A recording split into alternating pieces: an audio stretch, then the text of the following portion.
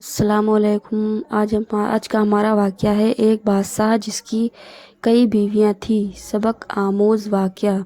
دوستو، آج کل ہم لوگ دنیا کی بھاگ دوڑ میں اللہ کو بھول چکے ہیں۔ ہر وقت پیسے کے پیچھے بھاگتے رہتے ہیں اور سوچتے ہیں کہ اتنی بھاگ دوڑ اور محنت کے باوجود ہمارے ہاتھ میں کچھ نہیں آتا اور ہم زندگی سے مایوس ہو جاتے ہیں اور اللہ سے دور ہونے لگتے ہیں اور دنیا کی غفلت میں کھو جاتے ہیں، جبکہ انسان جب پیدا ہوتا ہے تب سے لے کر مرنے تک اللہ تعالیٰ نے اس کی قسمت کی روزی لکھ دی ہوتی ہے۔ دوستو، آج ہم آپ لوگوں کو ایسی ہی ایک کہانی سنانے جا رہے ہیں جسے سن کر آپ لوگوں کو اللہ کی رحمت کی اہمیت معلوم ہوگی اور آپ کبھی بھی اللہ کی رحمت سے مایوس نہیں ہوں گے۔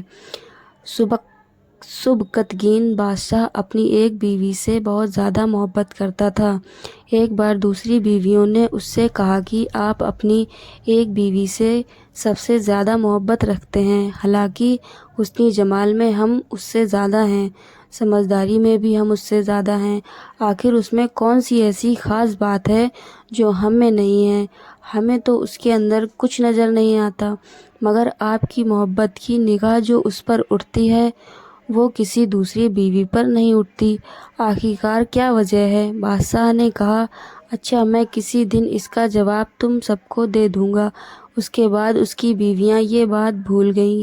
ایک دن سبکتگین نے اپنے گھر کے صحن میں بیٹھ کر کہا، آج میں اچھے موڈ میں ہوں، اس لیے میں چاہتا ہوں کہ میں تم میں سے ہر ایک کو اچھے اچھے انعام سے نوازوں۔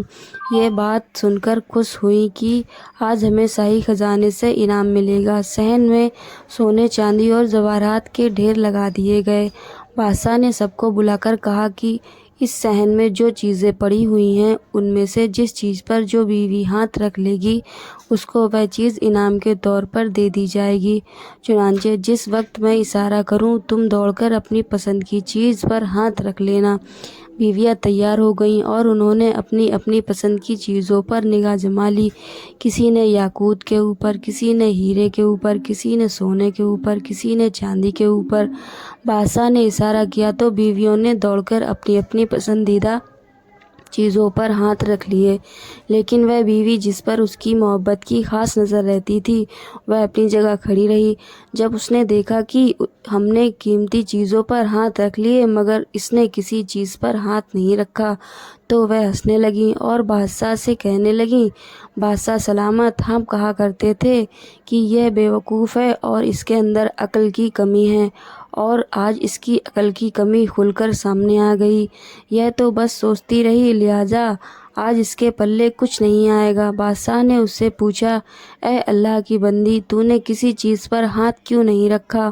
وہ کہنے لگی، بادشاہ سلامت، میں پوچھنا چاہتی ہوں کہ آپ نے یہی کہا ہے نا کہ آج جو جس چیز پر ہاتھ رکھے گی وہ چیز اس کی ہو جائے گی؟ بادشاہ نے کہا، ہاں، یہی تو میں نے کہا ہے۔